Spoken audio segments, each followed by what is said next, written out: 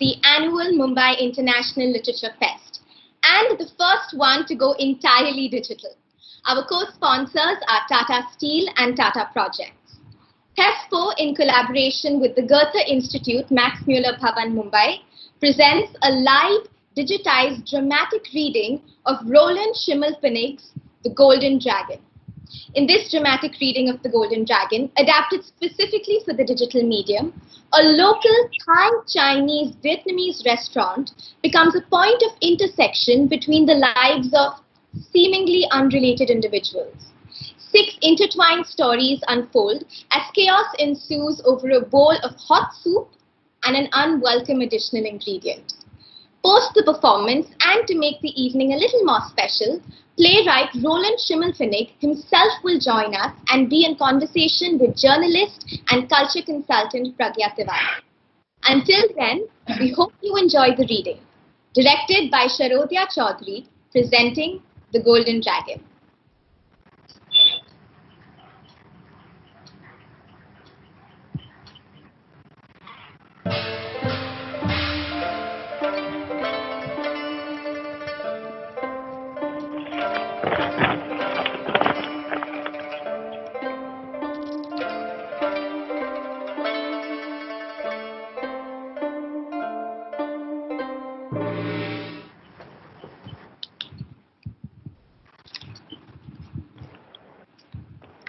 The Golden Dragon. Early evening. Pale summer light falls through the windows onto the tables. 5 Asians in the tiny kitchen of the Thai, Chinese, Vietnamese fast food restaurant. A young Chinese man beside himself with toothache. It hurts. It hurts. It hurts. Don't cry. Don't cry. It hurts. Keep the pain. The boy's pain. Don't cry. Don't cry. Don't scream. Screaming will use up all your energy. It hurts so much. It hurts so much. We're standing around the boy in the tiny kitchen of the Chinese, Thai, Vietnamese restaurant. She's really screaming. Number 83, pad thai guy, fried rice noodles with egg, vegetables, chicken and spicy peanut sauce, medium hot. The boy's got toothache. Keep restoring. Optional stewardesses sit down at a table by the window. Table 11. Hello. Shh! Don't scream like that. The first stewardess says, "Hello." The second stewardess says, Hello. Hello. That tooth has got to come out. Can I get you some drinks? Oh God, my tooth. Oh God, oh God.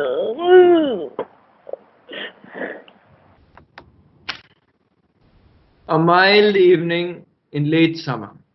An old man with grey hair, very thin, haggard, sick maybe, stands on the balcony of his flat. His granddaughter has been visiting him. Grandfather, granddad. She lives upstairs in the same building with a boyfriend in the little flat under the roof, and now she was going to tell her grandfather something special, something very special.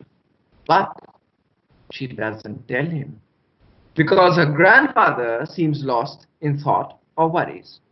Below them, the red lanterns of the Chinese Thai Vietnamese restaurant, the Golden Dragon. Apparently, everyone working in the kitchen is Vietnamese. But whether that's true?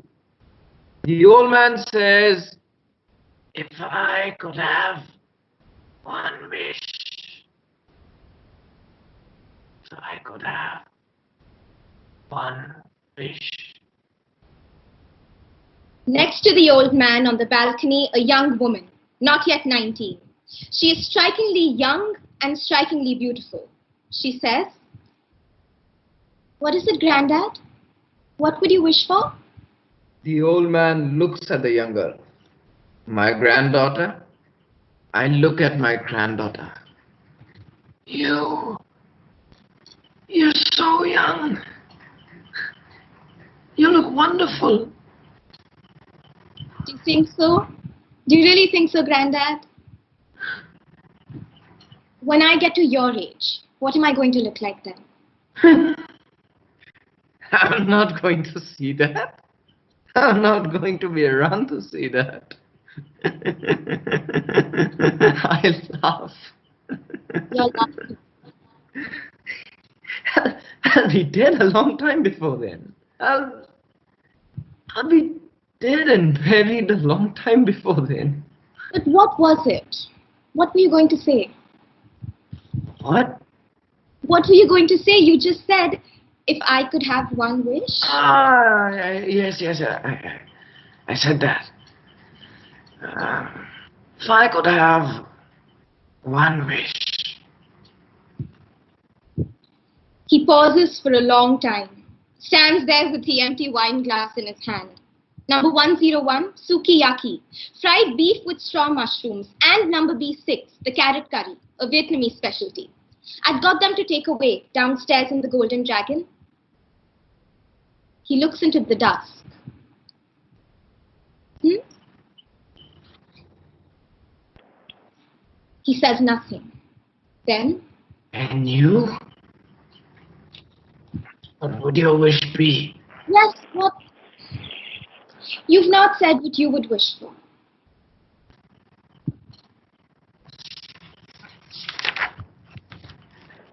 In the kitchen of the Thai, Chinese, Vietnamese restaurant, the Golden Dragon.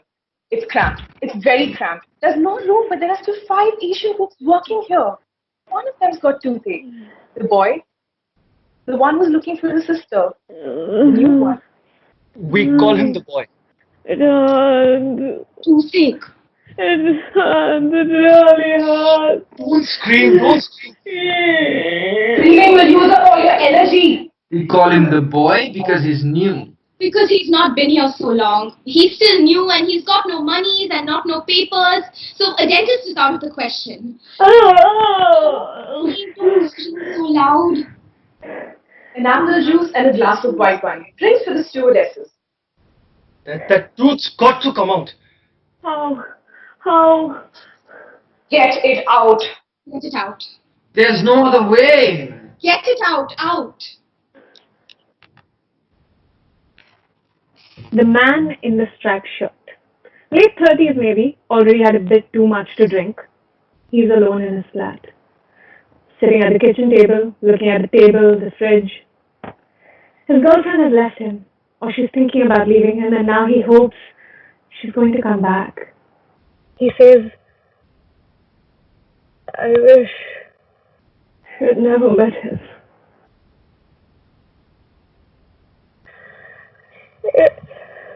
If she hadn't met him, if she hadn't met him.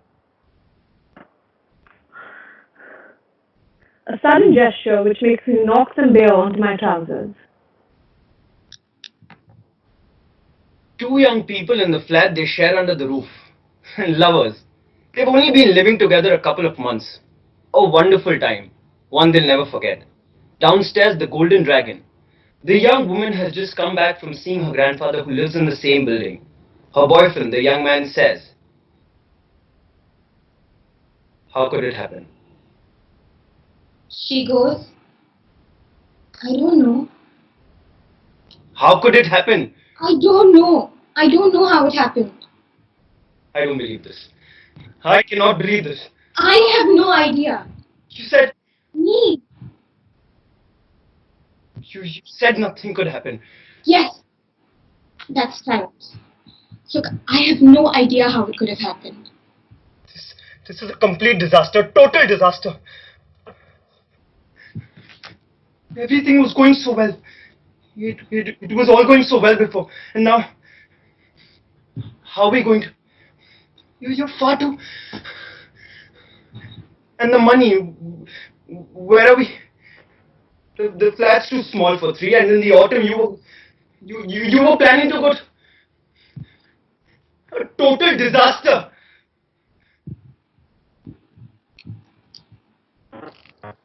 In the kitchen of the Thai, Chinese, Vietnamese fast food restaurant, the Golden Dragon.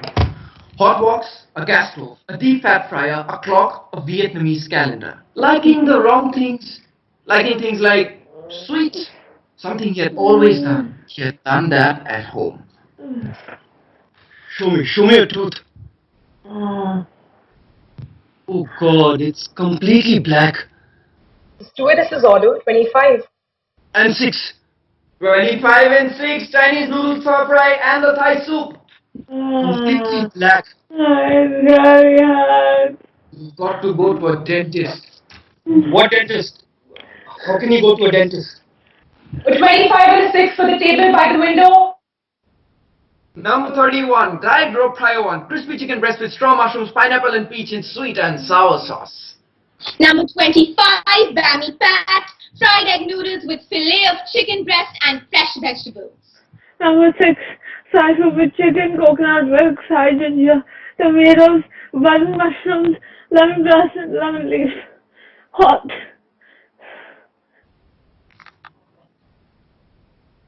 The ant diligently collected provisions all summer long, while his neighbor, the cricket, made music day and night. She fiddled away day after day while the ant worked and worked, carrying the heaviest provisions into his burrow, while the song of the cricket wafted across the fields. And then winter came, and the winter was cold, and the cricket could find nothing left to eat. She was starving. No music anymore. Finally, the cricket went to the ant. Where else could she go? And asked him for something to eat. Can't you give me something to eat, please? I haven't eaten for days. No answer. Please, I'm so hungry. No answer. And the ant avoids the cricket's eye. The cricket looks terrible. Please, please, I need something to eat. Please, I need something to eat. Now the ant looks up. I'm giving you nothing. You didn't do a day's work all summer, not a single day. I'm giving you nothing. As far as I'm concerned, you can starve. You get nothing. You get nothing from me. In the kitchen of a 4-room apartment, a couple of floors above the restaurant, the Golden Dragon. The man in the striped shirt who spilled beer on his trousers, and the woman in a red dress. In the corner, the silver fridge they bought together.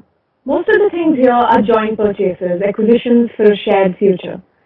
In the early days, there was so much they didn't have. We need a corkscrew. We need a peppermill. We need a new frying pan. Why? What's wrong with the old one? It's broken? What do you think of this lamp? She's come back. Now you turn up, says the man in the striped shirt. Now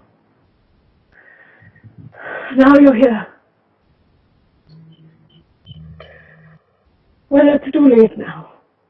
It's too late. I don't want you now. I can't do this anymore. I've waited and waited and waited, and now it's too late. He drinks. If only you'd never met him. Look at the state of me. I've spilled beer on my trousers. And the shirt. Fucking stripes. I came straight from work here. I was, of course, hoping to see you here. Everyone wears a suit and tie. Yeah, that's it. That's the way it is. This is my life. What do you think of my dress? The dress you... I thought I'd wear it again. I wanted to. Why couldn't we just go? We just go downstairs to get something to eat. Just go. We just keep going like nothing ever happened. How are we going to? You want everything back? The earrings, the jewelry.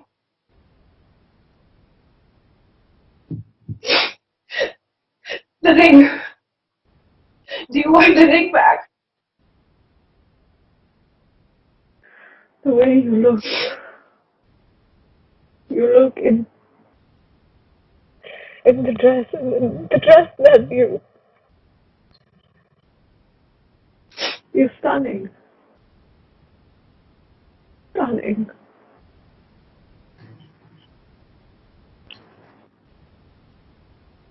Hello? If you go, teeth will drop out.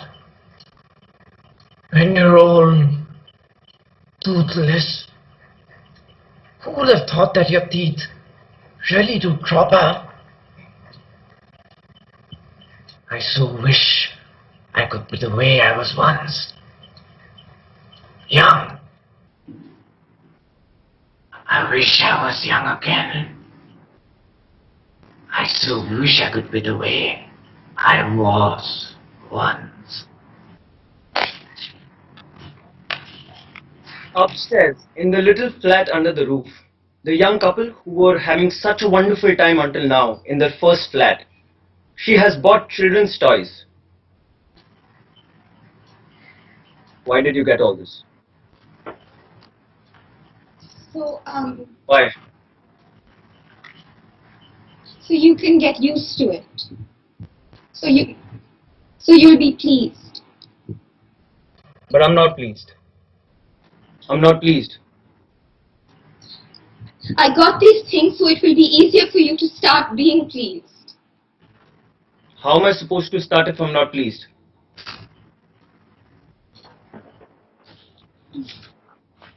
In the back of the kitchen of the Thai, Chinese, Vietnamese fast food restaurant, the Golden Dragon. Drink something, some vodka. The boy has tears in his eyes. 30 years old, born in Qingdao on the Yellow Sea. It's a long, long, long way from here. Drink something, some vodka. The thin man pours vodka into the boy's open mouth. Number 74, Bangkok style duck red curry with fresh mushrooms, lemongrass and coconut. Hot. The little Chinese boy screams and screams and he's not used to it.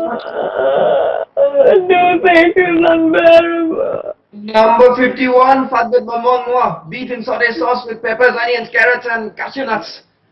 Oh, he's going to pass out on us like this. He's going to pass out on us any minute. That tooth has got to come out. That tooth's got to come out. Out. It hurts. Under the sink. Under the small sink, everything's small, everything's cramped, everything's hot. There are 5 of us cooking in here. Everything's cramped. A few square feet of tiling, 20 or 30 maybe, the gas cooker, a deep fat fryer, the work surfaces, the fridges. Next door, a little space for storage, a clock on the wall from the Vietnamese wholesaler. I'd like to go to Vietnam someday. The coast is supposed to be wonderful. Number 13, saute 6 chicken and peanut sauce. Under the sink. Under the sink, the toolbox. The toolbox? The red spanner. It's needed all the time for the gas cooker. Now the spanner, please. Now the spanner. Don't be afraid, my friend. Don't be afraid. The fat man pours vodka over the spanner. Open your mouth. No. I pour some more vodka in his mouth. That helps.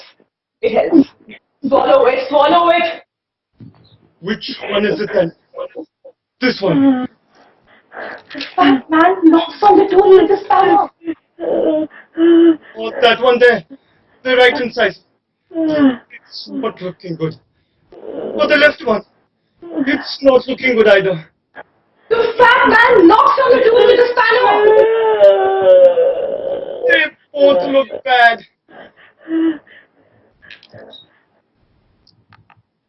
The ant asks the cricket whether she can do anything, whether she can do anything special. What can you do then, huh? Dance, huh? Well then, dance. Go on. Come on, get on with it, show me. Show me, then maybe you'll get something. You can dance for me. The cricket dances. Yeah, it's pretty, but what use is it to me? It's beautiful the way you dance, but I'm not really interested. Not interested at all. The ant makes the starving cricket some suggestions. Cleaning? You can clean. If you want something, you've got to earn it. What about cleaning?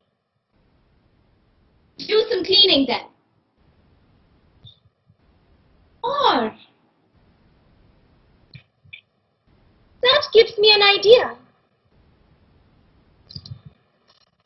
The ant rents the cricket out to the other ants. The ants lech after the cricket. They think she's vulgar, they think she's sexy. They're turned on by her accent. As much as the cricket can speak the ants' language. To the ants, the cricket is a dirty slapper.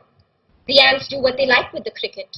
They take her roughly, they fuck her ragged, frequently one after another. In exchange, the cricket receives something to eat afterwards. Bits of dead flies. But sometimes she doesn't get anything. Then the ants say the cricket should be glad she's got a roof over her head. They say the cricket should be glad the ants don't send her away. Back into the snow.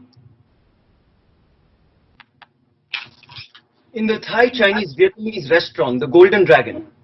The old man tightens the spanner. Oi, tighten the spanner. It's not easy because the boy is thrashing his head backwards and forwards all the time. Backwards and forwards, backwards and forwards. Watch it!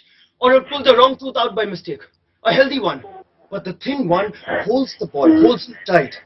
A bit more vodka. Be calm, boy. Nice and calm. No. Tightens the spanner. Number 82, pad thai guy, stir fried rice noodles. I tighten the spanner. The boy screams, he can see the spanner. They call him the boy. He snaps the tooth out of my mouth.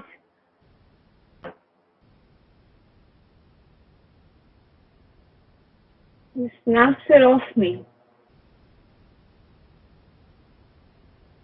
He pulls it out of me. And the tooth flies through the air. I ripped the tooth out of his mouth, his right front tooth, and the bloody, half-rotten tooth flies through the air. Up into the air.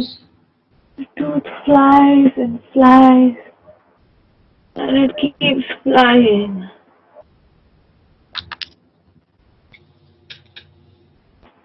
The woman in the red dress has packed a few things. Only essential clothing. Everything else is staying here. The communal purchases for the shared future. Her husband, or her former husband, was quite drunk by the end of their talk. And in the end, he ran off to buy some more to drink in the little shop downstairs. Beer, wine, vodka. The woman is in the kitchen. He hasn't come back. And she won't wait much longer.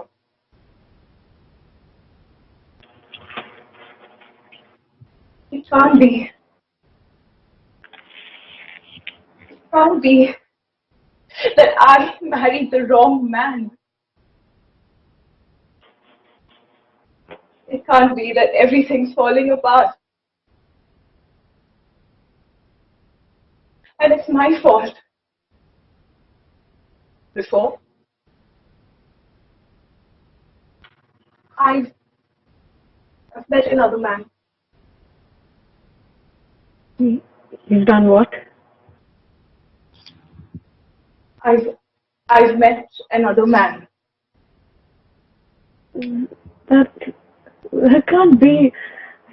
It's true. It happened. We just met by chance.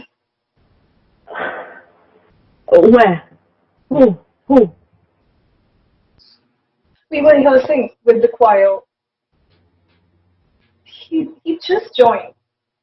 One time afterwards, he brought everybody drinks. He was good looking, sense of humor. He was a good dancer. He was a very good dancer. You danced with him. Yes. Yes, I did.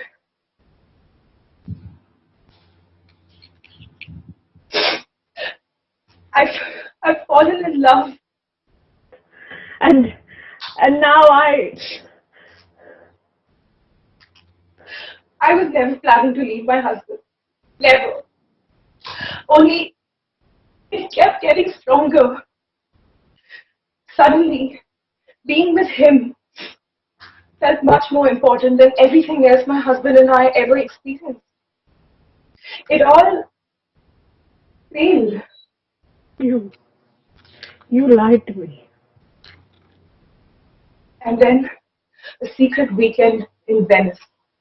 And I lied. I said I was with my best friend, Eva. Eva lied for me. She covered for me. She said it was great in Venice. And it was. It was beautiful. Really beautiful. The tooth flies and flies. Flies and it flies. It flies and it keeps flying through the tiny kitchen of the Golden Dragon. The extracted tooth keeps on flying. It keeps on flying and it lands in the walk. Number 82, that Thai guy. She's 69 years old, born on the northern edge of the Chinese highlands, far, far away from here. Now she takes a large spoon and tries to fish the tooth out of the wok. Still waiting for the soup number 6. I want to get that tooth out of the wok full of stir-fried rice noodles. Number 82. I'm trying to fish it out of the pan with a large spoon. Number 6, Thai soup with chicken. And the tooth shoots out of the wok. It flies and it keeps on flying till it lands in the soup bowl. Number 6. Thai soup with chicken, coconut milk, Thai ginger, tomatoes, button mushrooms, lemongrass and lemon leaves. Hot. The soup, it's on its way out. It's just being carried out. Table 11. 2 women by the window, 28 and 31, both in the dark blue uniforms of flight attendants. One of them has dark brown hair, the other one is blonde. Both of them come here a lot. They live here together in the building. And the dark one has a boyfriend who she brings along with her sometimes. The dark one had ordered number 25, Mammy Pat, and the other one, number 6, Thai soup with chicken. They are both tired. They've both been on a long flight. They have come from Santiago de Chile. It's almost as far south as you can get. Chile is supposed to be wonderful. But they didn't have a chance to see the city. And then they talk about things like suitcases with wheels and uniforms and haircuts and people at work. The two of them share a flat, and they're both really tired. And the pretty waitress brings them their food, number 25 and number 6. And then they both eat in silence.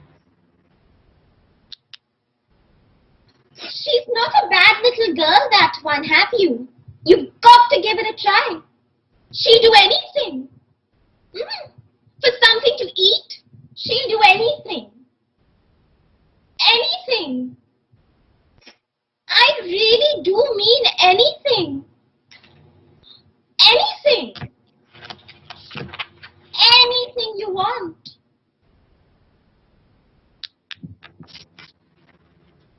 It wasn't such a good idea. Going for a meal after such a long flight. What have you got left to say to each other? It would have been better if they'd gone straight to the flat. But this is what had been arranged. And somehow that stuck. And the air in the plane, the long flight, and the air in the plane is terrible. Whenever I fly across the Atlantic, I always think of sharks. But when you look down out of the window, you don't see much. Every seat on the flight has been taken. Chileans, Argentinians, Bolivians with the faces of Indios. The meal is served. There's a choice of chicken fricassee or pasta. And once they've flown past Angola, Gabon, Sierra Leone, and they've gone as far as Gambia and Senegal, Inga, one of the stewardesses, says to Eva, the other one, look down there. What is there? Look, there, I can't see anything. What is it? there, look. I can't see anything. There's just water. No, there, Where? there. Isn't that a boat? A boat. How can you see that from up here? Yes, that's a boat. A boat full of people. From 33,000 feet up. An old man came to the cricket and told her, To me. Come on. To me, I want to be young again. but it didn't work. The cricket did what she could, but he couldn't be young no matter what the cricket did.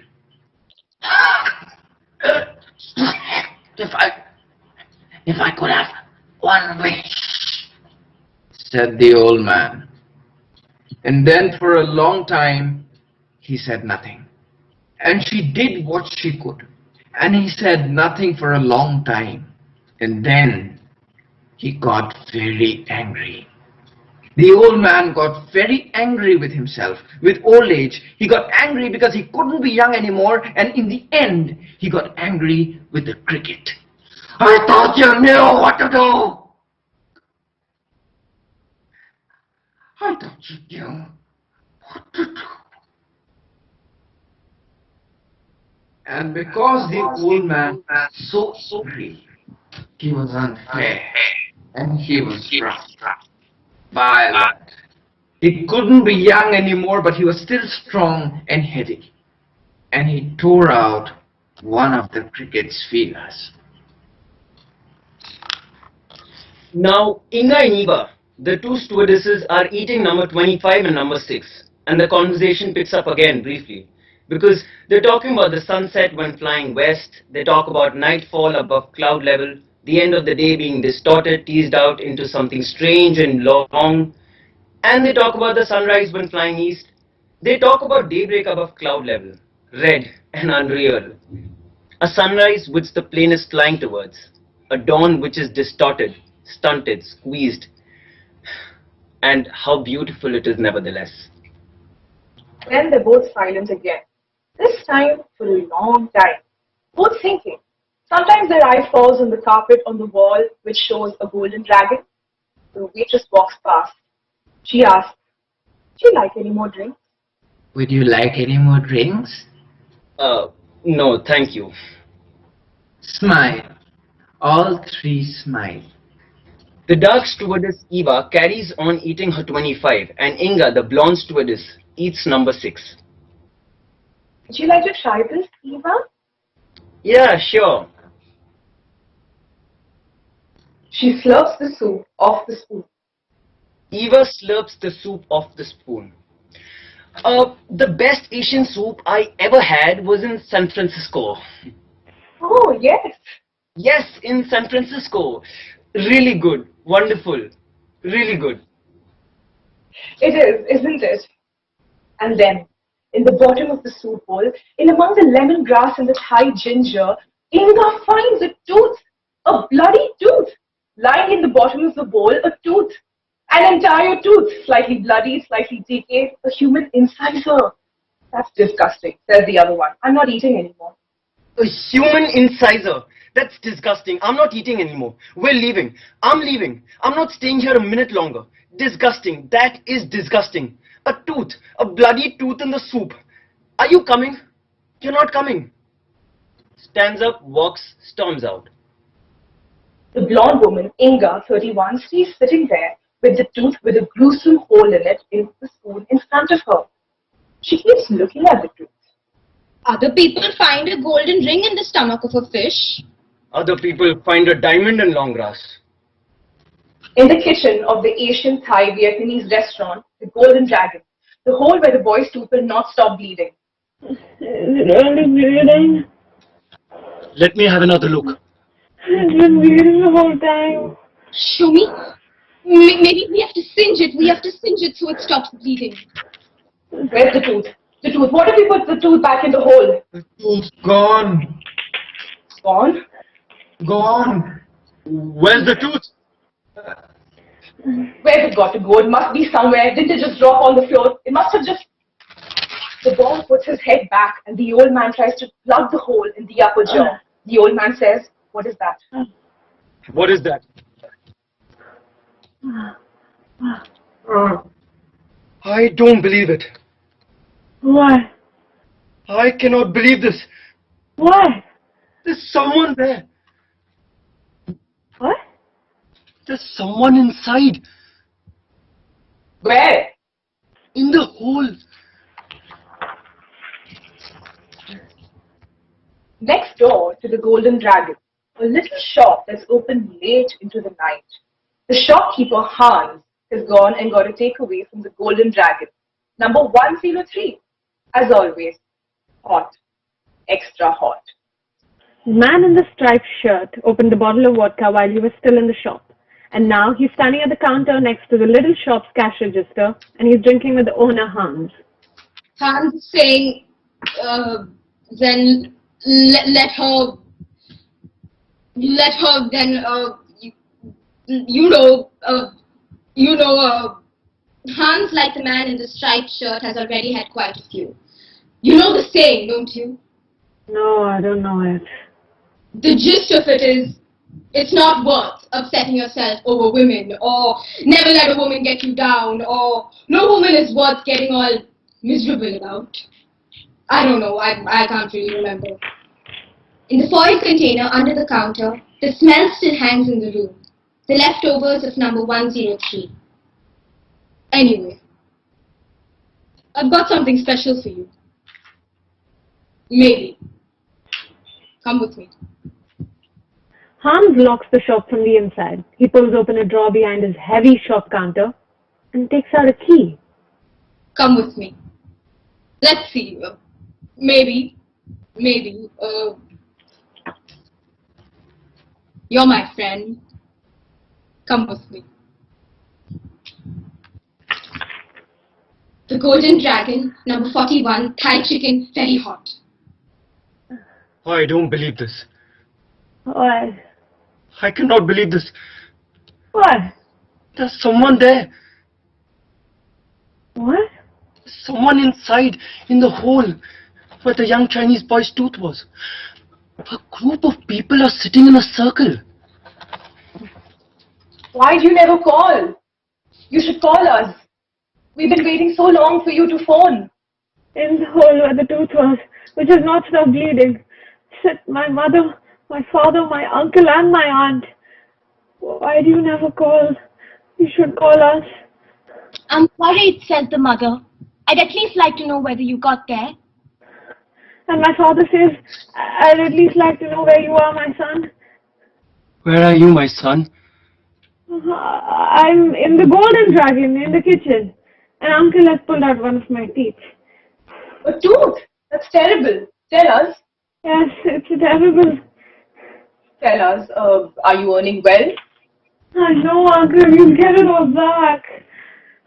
And what about your sister? Have you found your sister yet? I've got to go. All the best. Goodbye. Goodbye, boy. And look after yourself. Have you found your sister yet? No, I've not found her yet. I don't know where I'm supposed to be looking. Look after yourself, my boy.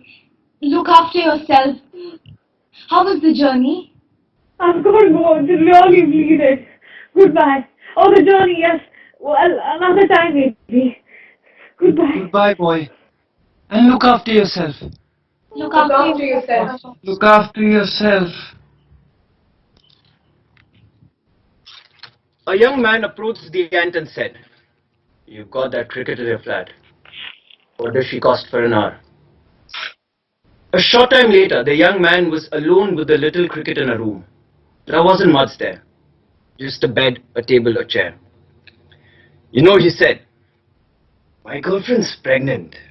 And I didn't want the child. And since she's been pregnant, I can't touch her anymore. I find it repulsive.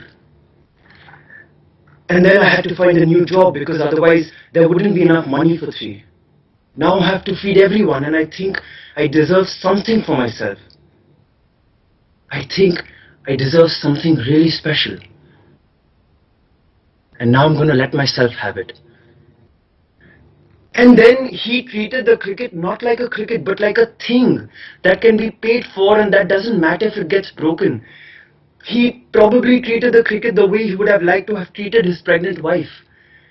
And when the ant saw what the young man had done to the cricket, he said, "You can't come back. Or you can come back.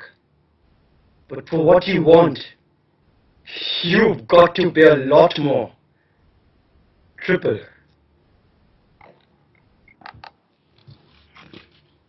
Night, in the 2 stewardesses' flat. Inga, the blonde stewardess, sits at the table alone in the dark. The only light comes through the street lamp outside. She is yet to take off the uniform, the dark blue skirt, the tights, the high-heel shoes, scarf. Lying in front of her, in the light of the street lamp, is the tooth. The tooth has a hole in it. It lies on the tooth in front of her. The hole runs through the entire tooth and incisor. It's possible to see right through the hole. Normally, whenever she gets home after such a long flight, she gets undressed straight away. How did the tooth get into the soup? Who did the tooth belong to? How much pain did that person feel? She called out to her flatmate, Eva. Eva! But Eva doesn't hear her. She's in the next room. Her boyfriend's there. The tooth lies on the table in front of the blonde woman. The woman puts the tooth in her mouth. The tooth tastes a little bit like Thai soup and a little bit like blood. Her tongue feels for the hole in the strange tooth. And then she puts the tooth back on the table. What is she going to do with the tooth? She can't throw it away. The shopkeeper lives above his shop. You only have to go up 1 flight of stairs. The man in the striped shirt says, "I've never been inside your flat." The shopkeeper says, You've never been inside my flat? No. Really? No, never. Come in, come in. This is... What? This is incredible. Why? The man in the striped shirt opens another beer and walks incredulously around in the shopkeeper's flat. This is incredible. Why? What is?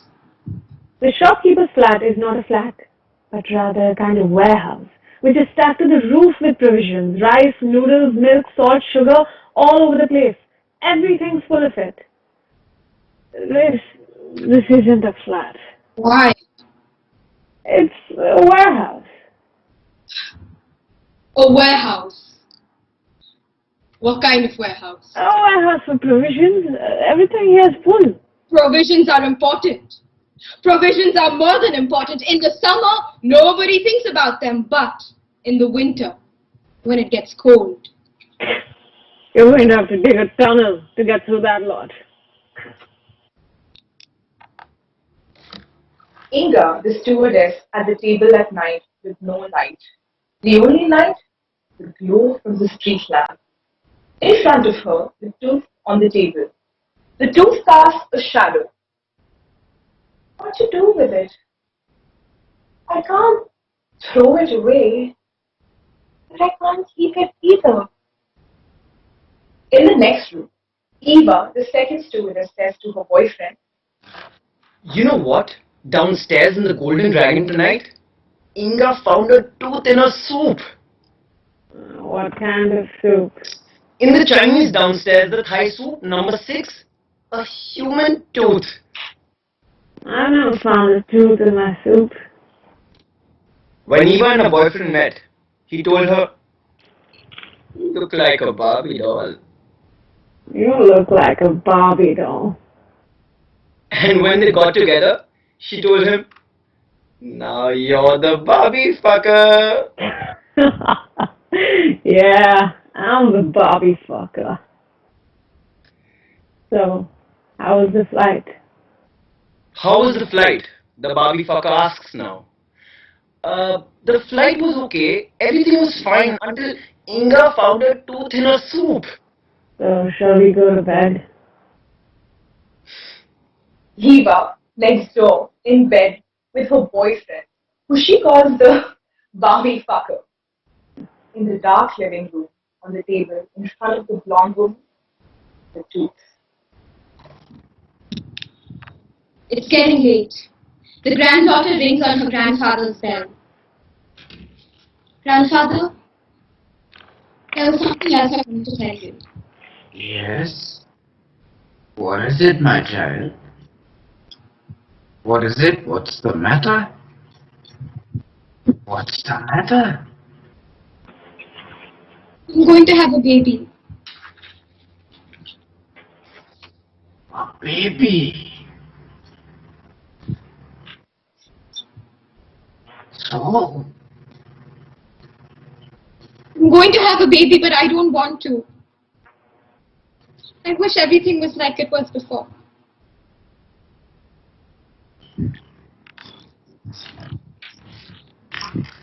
In the Thai Chinese Vietnamese restaurant, the Golden Dragon, the boy will not stop bleeding. If we could find a tooth. The tooth's gone. I'm really cold. He's really pale. So cold. But it's always warm in here. Warm, yes. It's warm. From the gas rings, it's warm in here. It's cold here. It's your circulation. Yeah, that's right. My circulation. Now 71, rah rah sort of, and then the boy falls off his stool.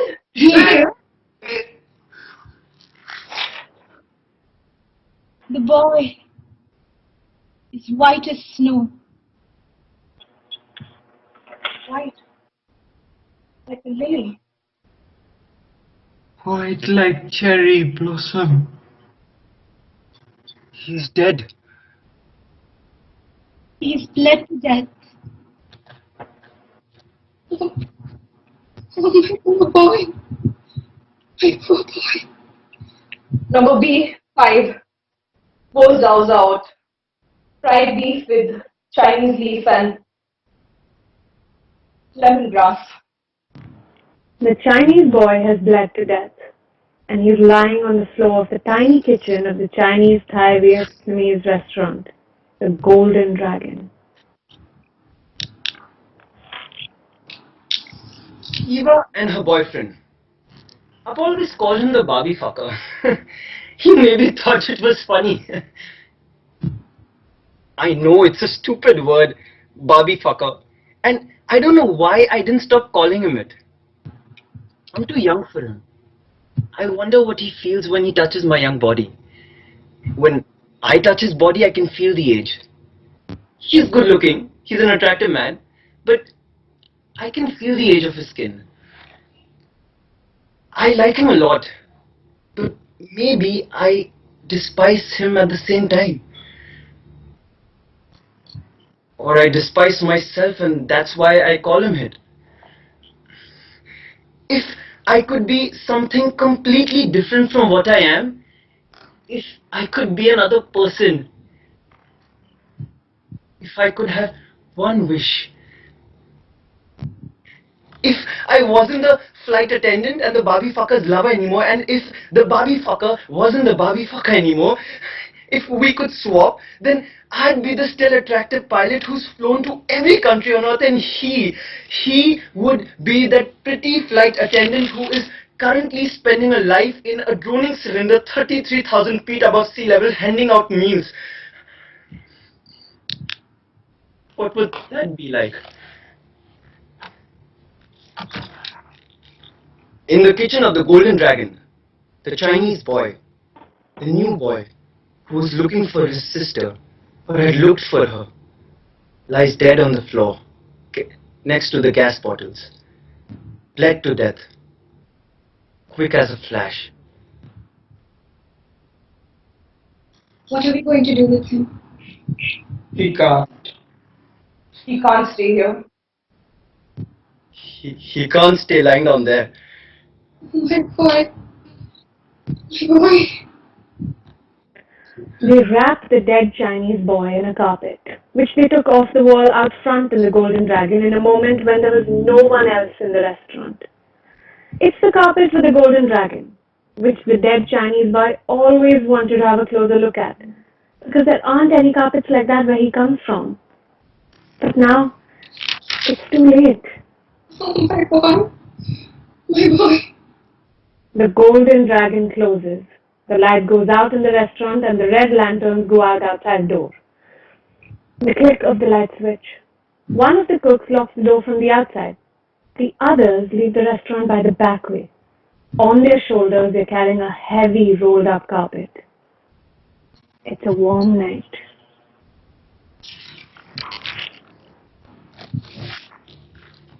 The cricketer thought that the ant had fallen asleep, despite all the noise, because they'd drunk so much. That's why she came out of the room at 1:30 in the morning. But the ant hadn't fallen asleep. He was awake, or almost awake still. And he had a visitor, a man in a striped shirt. He was awake. They were both sitting there, drinking and smoking, and the music was so loud, it was almost unbearable. Suddenly, there's a young Asian girl standing in the room. I say, "Hey, where did you come from?" He says, "Hey, where did you come from?" "Hey, where did you come from?" "Say, Hans, where did she come from, Hans?" "Hans, wake up. Look who's here. Hans, where did you get her from?" Hans has fallen asleep. "Hans, wake up. Look who's here." The man in the striped shirt tells the cricket how beautiful she is. "Come here," he says. "Sit down here." He's completely drunk and there's something injured, rough, malevolent in his drunken look. A look the cricket already knows. You look like... Oh, you don't need to be afraid, honestly. There's There's no need to be afraid at all. Look, I'm sitting here with Hans, my friend Hans, and we've had a bit to drink. Well, there's no law against it. But honestly, sweetheart, I just spilled some beer. He accidentally spills some beer. Not so bad. I'll clean it up later. What? What did you say? Not so bad. I'll clean it up later. But there's no need to be afraid at all. Don't be afraid. Not of me. Not of me. You look so beautiful with those thin arms and thin legs. You look like, you know what you look like? You look like a grasshopper. You look like a Chinese grasshopper. Amazing. What a vision in the middle of the night. You bring thousands of years of history with you. History, you understand? China, the Great Wall, the Forbidden City, the desert, the Yellow River, the Silk Road, and the printing press. That's all Chinese. 1 billion Chinese. You do come from China, isn't it? That's where you're from? Come here. Sit down. Oh, come on. Let's have a chat. Come here.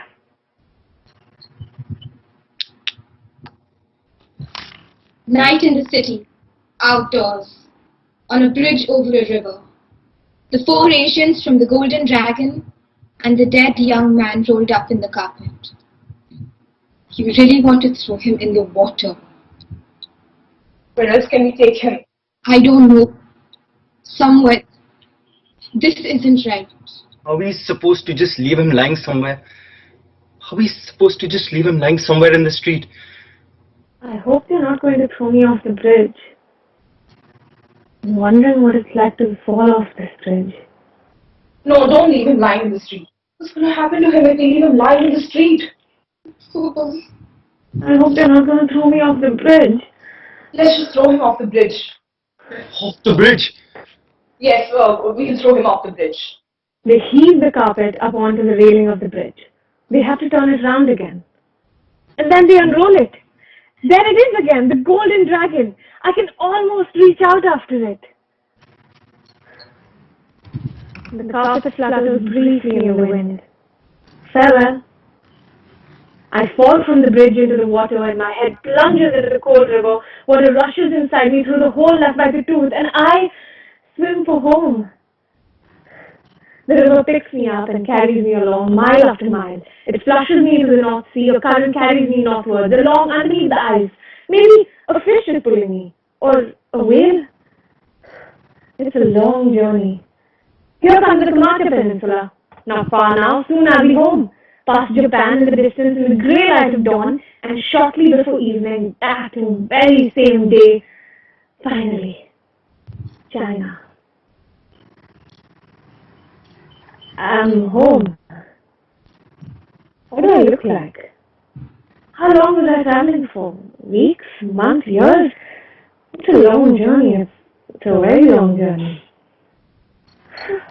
What do I look like? No flesh left on my bones, washed clean by the water. A few algae. Not a pretty sight.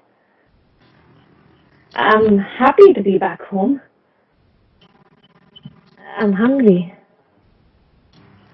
Oh, hello dear honored uncle. All the money, everything you all contributed, you'll never see it again. I'm sorry. No, you'll never see it again. Oh dear mother, how white your dark hair has turned. And father? He died 2 years ago. How sad. My sister... no, I didn't find my sister. I'm sorry, it wasn't easy. I don't know what happened to her. Who knows where she is and who she's with and what she has to do for her money. It might be a good sign that she hasn't been in touch. Maybe she's cleaning somewhere. Or she's dancing. Has she never called? Maybe she can't call. Maybe. I always had this feeling that she's close by, really close by. Maybe she is well. How am I? Fine. All right. It was a long journey. I lost a tooth. It hurt right from the start. It started hurting right after we set off, and I thought it would be okay, but it didn't get any better. The tooth kept hurting more and more, and it kept hurting till they took it out. In the Golden Dragon, in the kitchen in the back, with the red spanner.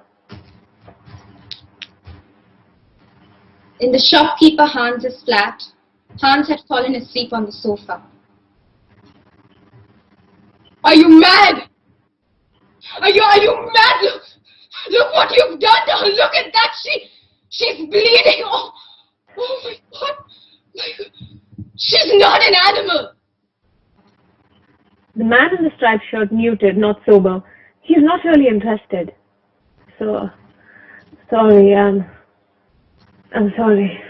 What did you do to her? What is this? Yeah, it just happened. I'm sorry. How is she ever going? How is she supposed to? You've completely ruined her. Completely ruined her. Oh God! Listen, boy. You're going to pay for this. You can't just You're going to pay me for this, okay? The poor thing.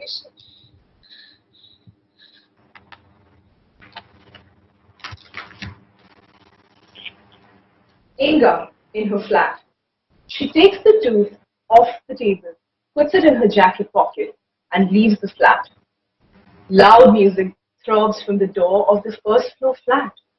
That's the shopkeeper's flat. Not a soul on the streets. City at night, the lights in the windows, not much traffic. She's soon on the bridge over the river. The Chinese come towards her, but are they Vietnamese? The whole family, if they actually are a family from the Golden Dragon. Good evening. Good evening. Good evening. Still up at this time? Yes. Going for a bit of a walk. And you? Still up now? At this time? It's late. Yes, it's late, but I'm not tired. Not tired. No, I'm not tired. Inga could now say, look, I found this tooth in my soup today, in the Thai soup, number 6 Thai soup in your restaurant, the Golden Dragon. She doesn't say this. Yes, well, have a nice evening. Thank you. You too. Good night. Good night. The blonde woman on the bridge. The Chinese people have disappeared. She stops in the middle of the bridge and looks down into the black water. She takes the tooth out of her jacket pocket of her stewardess uniform. She puts it back in her mouth again. Now no longer tastes of blood and no longer of Thai soup. The woman on the bridge spits the tooth out like a cherry stone. I spit the tooth into the river. The tooth in the air briefly. But then the darkness under the bridge swallows the tooth. The woman can neither see nor hear it fall into the water. No one apart from the blonde woman knows that from now on there is a tooth lying in the bed of the river. The tooth is gone, as if it had never been there.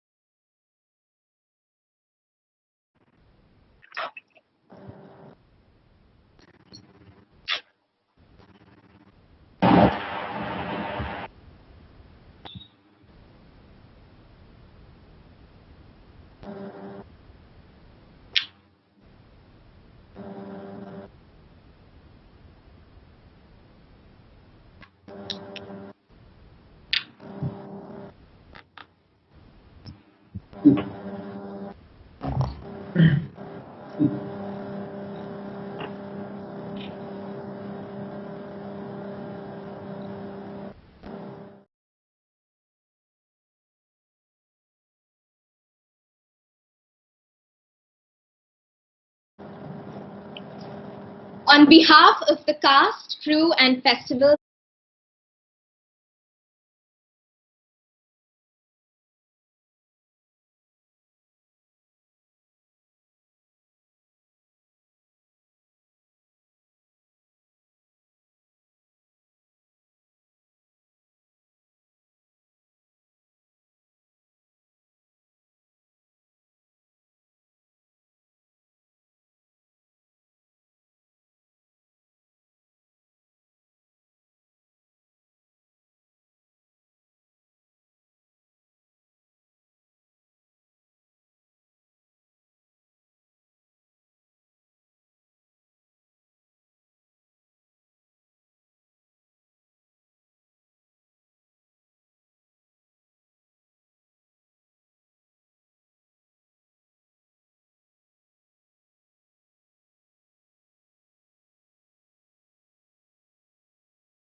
over to you.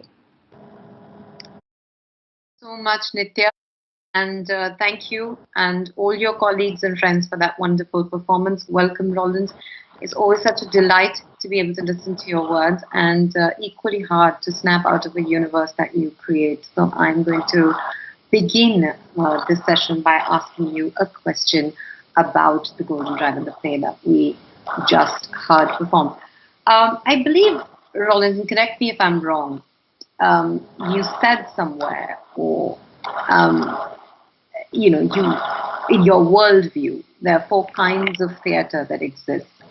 There's the amphitheatre of the Greeks and the Romans, the Globe of Shakespeare, the classic sort of beatbox stage, and the roadshow. And for you, Golden Dragon was somewhat of a roadshow fantasy play.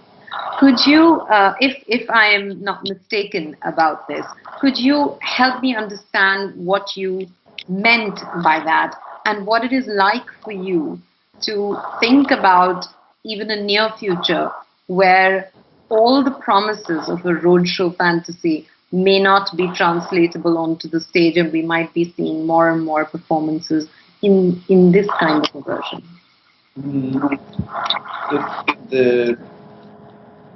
It is interesting that although this play has been performed for the very first time in Vienna, in the Akademie Theater, which is for us German-speaking people sort of the temple of art, of theater, I always had something very, very simple in mind, something really sort of handmade.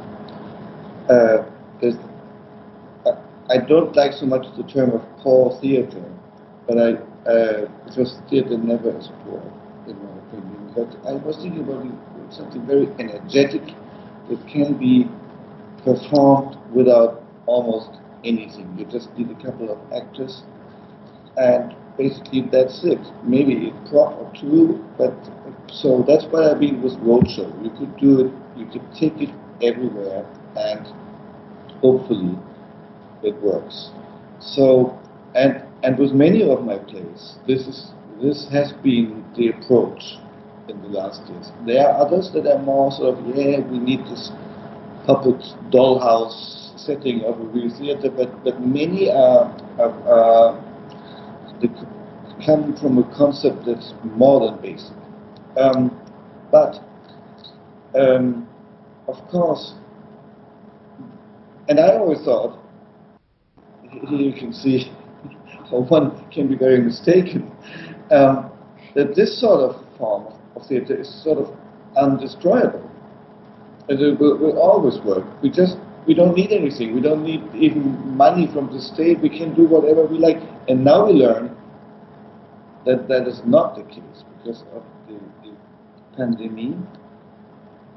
This simple thought of coming together and perform on the street is not possible as it was, and that is tough, because that is sort of the most basic thing we can experience in art. So this is something why this reading you just did in such a beautiful way is really moving me in a very emotional way, because I'm not the biggest fan of online theater, because we know how beautiful it is to have it in life, in the theater or wherever, on the street. You know, you have this guy sitting next to you who's coughing all the time, and the other person who is making noises with not the popcorn, but something like that. You know, this live feeling, and now we don't have that. But what you really achieve, what you really manage to do, is to save the essence of the idea, coming together, even if it's not possible in one space, and doing something together, and sort of breathing together and getting together into the text. That is really, really strong. And also took me to hear or to listen to that text in a different way. I mean, of course, I know the text. I've heard it, I've staged it myself, so I know it by heart. But what happened now is that I heard it for the first time again. And I thought, oh my God, this is so big. You come together so far away from me. You in India, I'm sitting in Berlin, and your time, it's night, and here it is getting dark slowly in the afternoon, and we're sharing this together. So this is a sort of trashy electronic roadshow again, in a way. And I have to really thank you very, very much. Roland, I'm going to come back to talking about Golden Dragon, maybe a little ahead and later in our conversation, but I want to go back a little bit to the beginning and to your journey as a playwright. What is it that attracted you to playwriting? I mean, it's possibly one of the toughest, if not the toughest, formats of writing. What is it? Would it be correct? Would I be correct to assume that it is dialogue, writing dialogue, creating dialogue that attracted you or attracts you to playwriting? What made you start? I think, well, sort of strangely, I always had it in my mind that would be my form of writing. I don't know exactly why, but that's when I really started to write. I already started with plays. I think I did it because, and that's getting back to the roadshow, it is so simple. Many friends of mine, they wanted to go into the movie industry, or TV, or you know, cinema, whatever. And I never liked the idea because I thought it's so complicated. Now, of course, with electronic cameras, it's more easy than it was maybe 30 years ago, where you needed the material and the celluloid and all these things. But still, it is complicated. You need a lot of people. You need the light, the settings. And theater is so simple. So that's what I liked about it, that it has a direct approach in the technical way.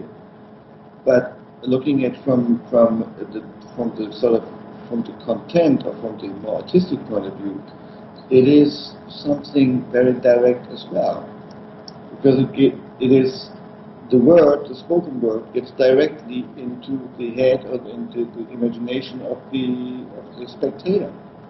So it is with speed of light creating, or speed of sound, let's say, creating an image, but it doesn't cost you a thing, and it's there. So that's what I like about it. It is so energetic. And then, yes, dialogue, important.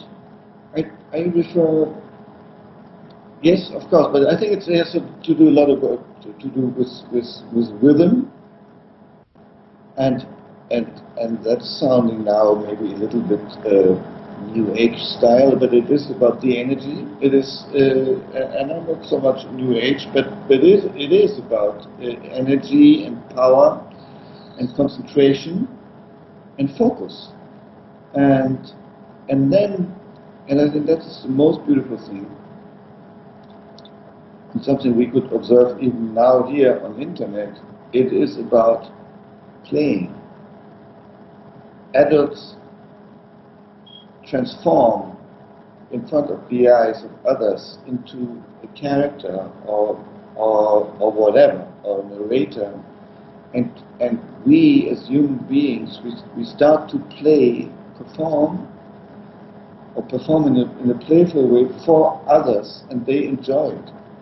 So that is so very archaic and so simple and so beautiful that I think there's hardly anything that can compete with that in literature, because it's not like carved into stone or on wood. It is a fluent sort of the whole time moving process. It is the spoken word. Theatre is not something to read. I would say, I don't know what the actors would say about this, but if you read The Golden Dragon for the first time, you go crazy. You don't understand a thing. You have to hear it. So, taking all this together, it is a vibrant form of art. I think that's why I'm so much attracted to it. I think you've described the, playwriting so beautifully that one might be tempted to think that it is, it's not as difficult as it really is, at least for most of us. I want to.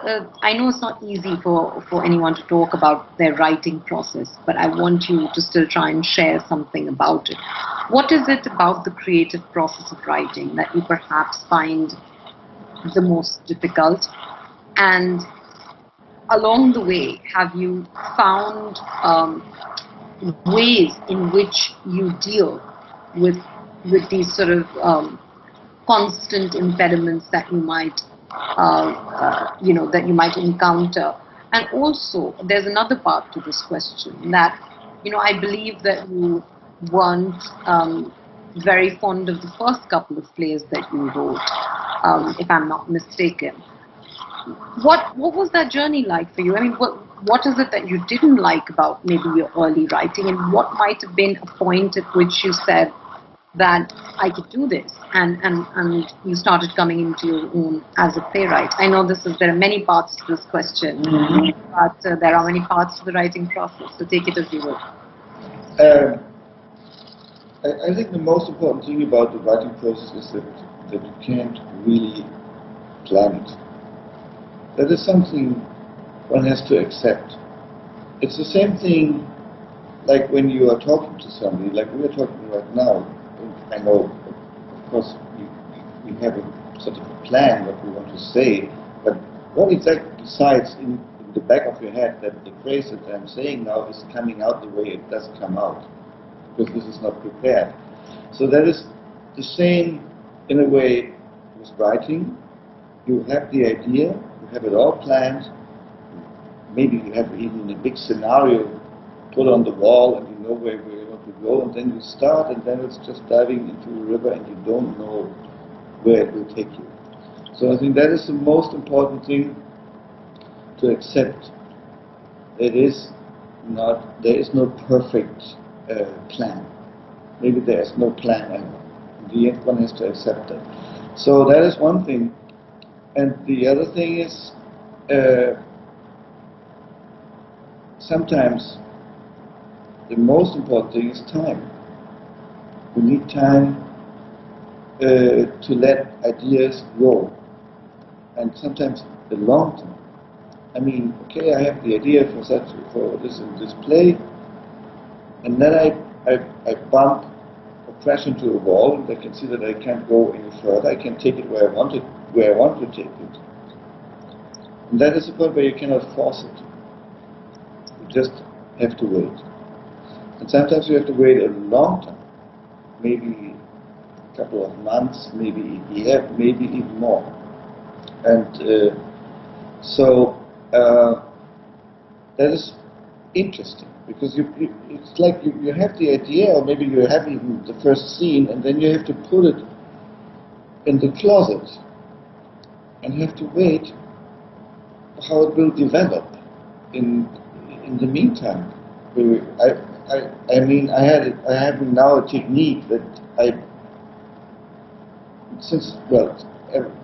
don't insist anymore. I let the thing into cupboard. I let it wait, growing, sort of ripening in a way, and I concentrate on something entirely different. I go for a different play, something that's more easy, something where I already have found the clue. best to work on something entirely different style, different rhythm, whatever, to get away from this project that's growing secretly somewhere in the background. So that is difficult because it needs a lot of patience, but it pays off because once as we say in German, once the coin drops and you have the idea, then you can write the thing really fast. So I don't know how many weeks it took me to write The Golden Dragon. Not so many, but so many months before where I could not write a single word. So that's an interesting contradiction in a way. And referring to the second part of your questions about the early work or the later work, I mean, that is something that is in a way also a privilege. That I can look at my early work, things I wrote maybe when I was 25, 26, and I see that person, I see that angry young man looking or exploring and crossing borders and making mistakes, and I would say, okay, that's not me anymore. I like it, or sometimes I could also I don't get it, but of course it's always a part of me. So I could not really judge it. And it's going to be interesting when maybe even in a couple of years later to see how would I look on the Golden Dragon from that point of view. But in a way, this is these works that are there outside that have to defend themselves alone out in the world of theater. They also assure me they are not a part of me anymore. They are independent, and that's very good. Yeah, like Didion said, that I've already lost touch with some of the people I used to be. But you know, one of the most integral parts of writing is editing.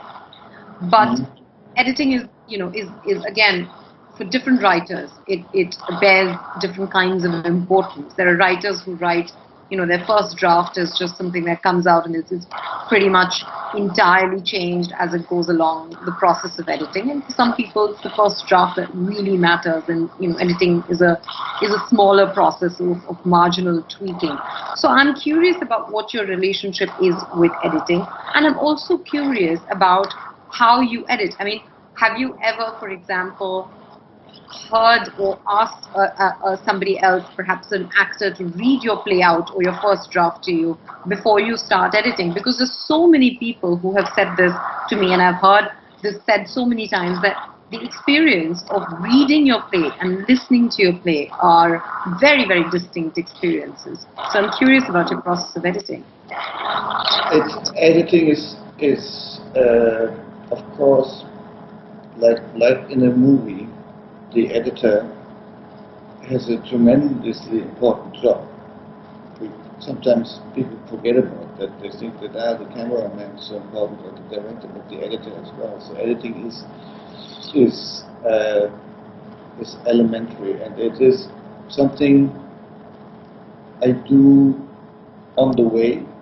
I don't do it afterwards. There's not a first draft and then I put it in the mixer and I do it in a new edit, because I need the cuts and the editing to gain speed. Usually, the editing of parallel storytelling is dealing with the very basics of narration, cliffhangers, speeding up, pushing the play, slowing it down. And also, of course, letting a little look in the trick box, playing with the spectator, expectations and curiosity. And so it sounds a little technical, but it is a powerful and very important tool. And I love it. I love editing. I love cutting. and it drives me mad as well. With Golden Dragon, I was at sometimes thinking, oh my God, this is getting a little bit too complicated.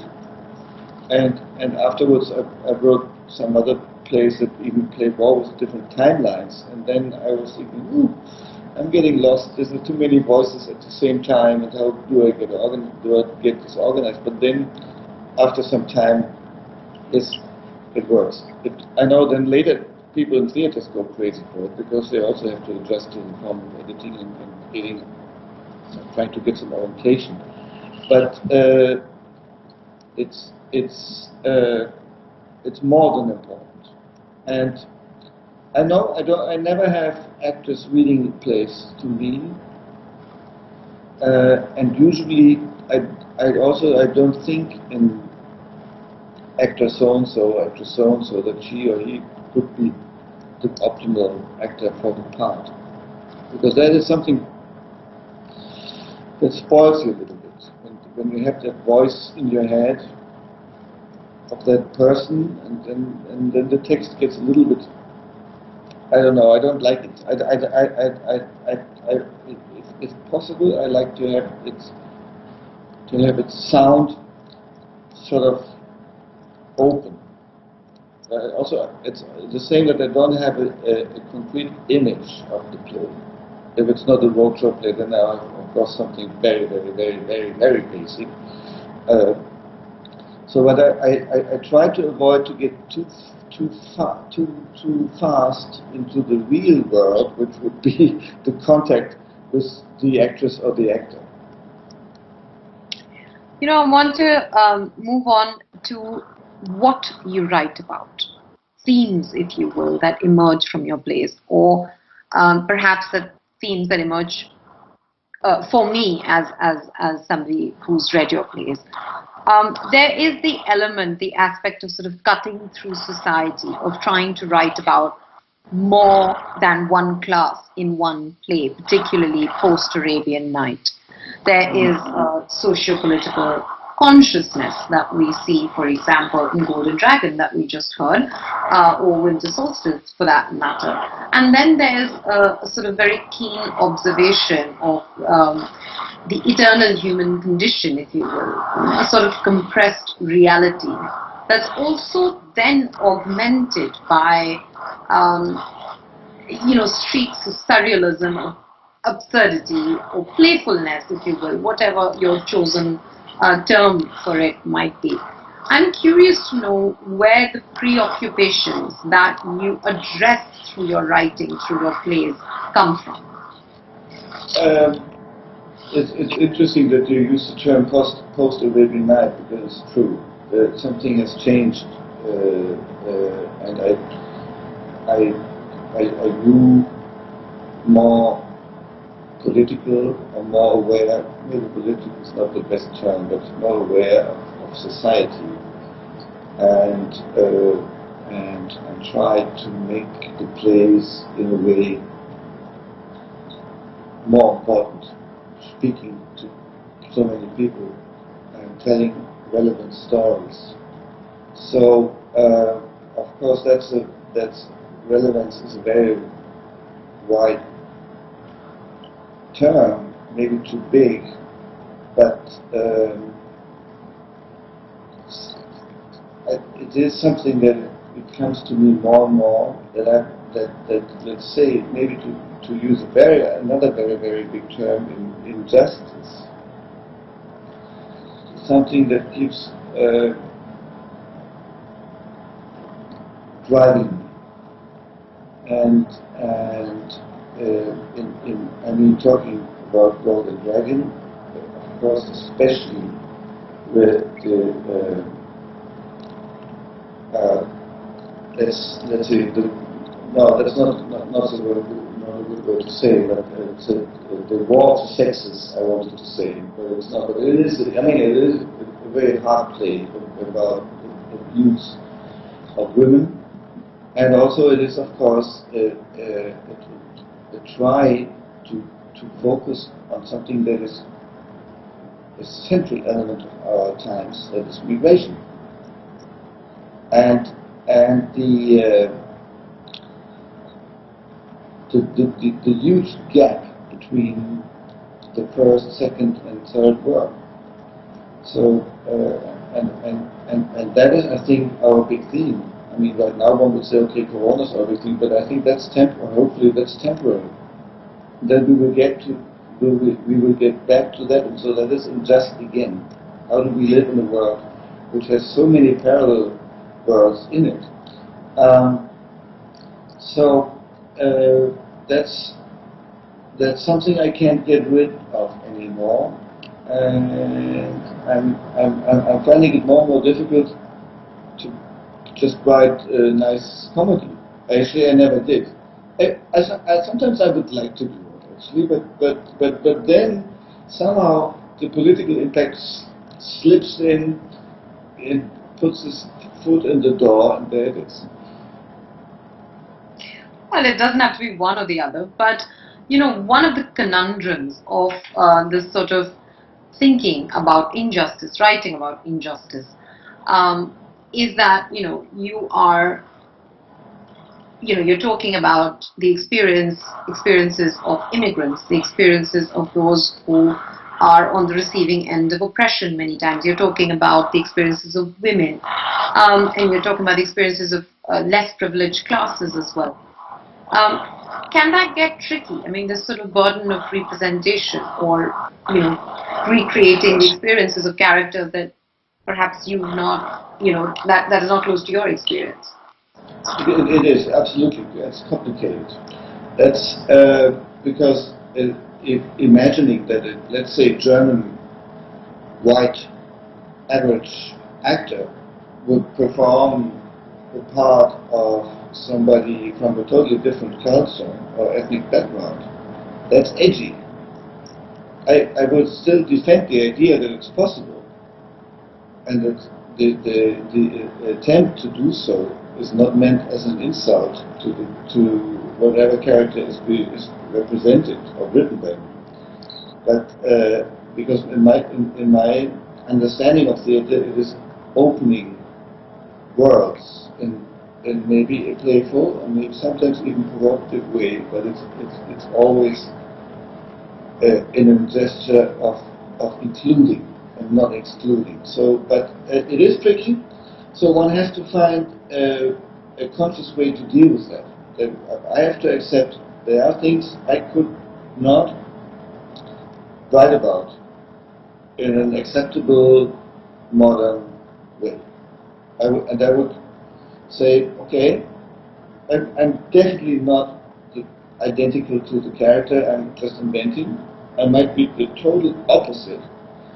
I will still try to do so, but maybe it would be best to have a little question mark on the side of this, and including this question mark, passing it over to the actors or actresses. That is what happened basically in the Golden Dragon. So changing, the male actors would do the female parts and the other way around, and the young actors doing the old parts and so on. And at that time in Germany there was no, or very little amount of Asian-based actors. Now it has changed a little bit. But when the play was written, it was the theatre was very white, very European, Caucasian, whatever you call it, that concept. And so I was afraid that this is going to be ridiculous. It would be horrible if you have a German theatre group and they pretend to be Chinese or Asian waiters. That would smell like making fun of them. And so that I needed this way of changing it and showing to the audience, this is we are not what we are playing. We are pretending. We're trying to get closer. Maybe at some point we are even questioning cliches and using them by questioning, and we're trying to get somewhere which is beyond our usual horizon of comfort zone. That's sort of the idea. And of course, in that, if you do that, surrealism is important because it takes you to another level, and it gets rid of this competition with reality. It is clear that with surrealism, or the fantastic elements, this is about art and imagination, and not on a one-to-one scale reproduction of the real world. It's an echo of the real world, but it's not a photo. So that's important to mark that with all the good intentions and all the political background, is still an artistic process. Your plays are performed all over the world. They've been, you're perhaps the most performed playwright from Germany, and perhaps one of the most performed playwrights in the whole world.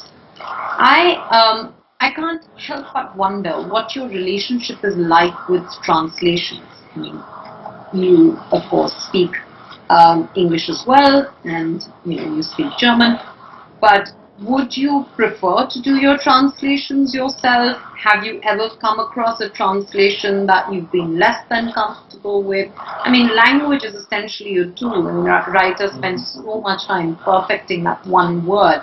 What happens? And what are the dangers of what can be lost in translation? Of course, there's always something lost in the translation, but there's something to be gained as well. I think that is the big work for the translators, and that's why they are so underestimated. Now in Germany, now that's changing. Now they put the name of the translator also on the front of the book, not only the name of the author. It's something very nice, I would say, very important. I have a very good relationship with some translators, especially with David Taschinen from the UK, and with Peter Halbert from Sweden, and those two would get back to me and have a question, and maybe about understanding a little bit some details, and then sometimes we come to the point where I have to say, hey, this is something I cannot judge on English or on Swedish. I cannot judge this. That you have to make that decision, and since they are so good with understanding of what I want, and they have their own instinct for their own language, I always go for, in the end, the translator has to take that decision. If, of course, everything is technically under control, and then it is something very interesting, because with the text, with the languages, the rhythm changes. The German text sounds translated into, let's say, French, entirely different, and that's weird, because the German rhythm is harder and has this almost cliché-like hard sound, and the French much softer, like English is very soft, flowing, beautiful. Then you say, oh, that's weird. That doesn't sound so bad. Sometimes because I could never translate myself into another language, but in some cases I'm playing with it when I've been working with my theater group in Cuba, in Havana. I knew I could not write the play in Spanish, but I had sort of the sound pretty much in my mind. So I had a good friend of mine, also an actor in the show, who was helping me with putting it into the right Spanish words. And then I retranslated it into German later. That was my closest experience with sort of a crossover thing. And now I did a version of Carmen, which should be performed by an immigrant woman who speaks in an English which is definitely not perfect. So I could do that because I know my English is not perfect, so it will be okay. So Moving on from your relationship with translators to your relationship with directors. I mean, the thing about playwriting, of course, is that you, unlike maybe a novel or journalism, which you also did initially, you cannot present your work directly to an audience. I mean, there are intermediaries. There's the actor, there are the actors, and then, of course, there's the director. Your plays have been performed, like I said earlier, all across the world. I am curious to know what have been some of the aspects, the more frustrating aspects of relationships with directors that you've been through, and some of the more perhaps sort of liberating and wonderful experiences that you might have had with directors, and what kind of cultural differences have you found when it comes to direction, maybe in the US versus in Europe or London? Relationship with directors. I know that's just a big topic, but I'd like you to go for it. That's of course always a very tense relationship between writer and director. Sometimes it's very beautiful, and it's beautiful or it works very well. It doesn't have to be beautiful, actually. It can be also rough, but no problem with that. But it works well, let's say best, when the director takes the text and takes it to another level, but using the energy and the impulse that comes from the text. So if let's say my text is aggressive, the director would find an even more aggressive way to find it. So leading it to the point where I, as a writer, would say, oh, wow, this is some crazy shit that these people on stage are just doing. And that's what I always like. I like in a way, when theater goes to the extreme. And because theater is about the extreme. That's important. And so that means if theater sometimes avoids a little bit to hurt, then I would say, well, and then you get to the cultural differences. Maybe aggression in Germany is something different than aggression would be in, let's say, just picking an example, in the UK, and again in the US. Or maybe in the US there's more economic pressure on the production because there's no subsidized theater, so they would avoid nudity of these things.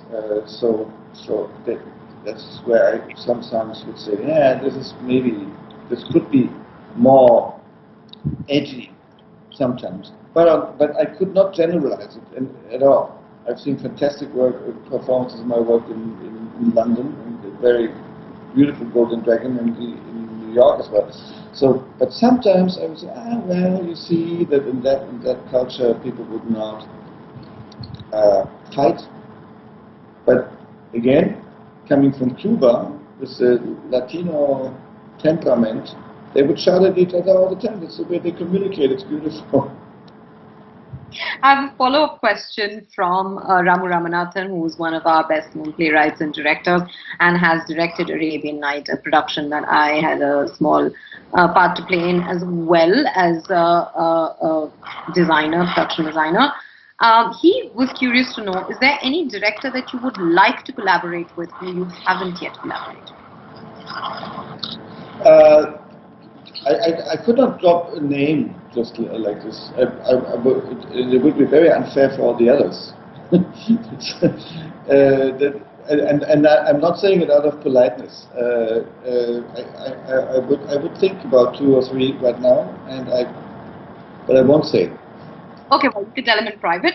But final question from me to you. You spoke earlier about the idea of relevance, and you rightly mentioned that it's a very big word. It's a very subjective word, and so is success. I'm curious to know, as my final question, how do you see relevance and success? How do you measure it when it comes to playwriting and playwrights? And in that context, who are some of the playwrights that you really look up to or keep taking cues from?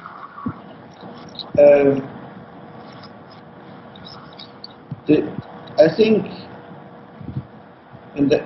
maybe I'm a little bit old school in that sense, but I always get back honestly to Shakespeare and to the big Greek writers like Euripides and Sophocles. And when it happens to me that I don't get, when I'm stuck, or when I'm really badly stuck, in a very bad mood, then I try to read a little bit of Shakespeare to get out of that. Because somebody say, oh, this guy always had sort of putting the finger on the wound, and he's never cheap, and he's always getting to the center of it. So that's upon many, of course, more modern and contemporary writers that I adore. This is sort of my basic reference. And well, success, I don't know. I think if a play has some relevance in it, it doesn't have to be for all time. It doesn't have to last 2,000 years like a Greek play. But if it has something to tell about us now, or about the human condition, then it will find its way to the audience.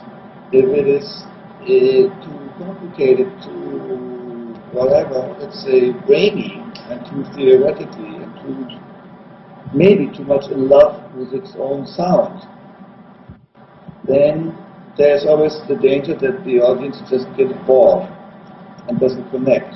And if the audience doesn't connect, no success. Thank you for that. I have a million more questions, but my time with you is up. But thank you for talking to me, and thank you for everything that you do. And I hope you keep writing, and I will keep reading your plays, and hopefully see them the way they are supposed to be performed. Thank you once again, Roland, and over to you, Nitya. Thank you. Thanks to everybody. Thank you, and thank you so much, Mr. Roland and Ms. Pragya, for perfectly rounding off the evening. While we have to sign off for today, we have a packed day tomorrow as well at the festival. There are more panel discussions, talks, workshops, and more performances as well. You can head on to tatalitlife.in to find our entire schedule and more details. Before we end, I'd like to thank our sponsors, our title sponsor Tata, and our session sponsor Goethe Institute. Thank you for joining us once again. This is Tata Literature Live 2020.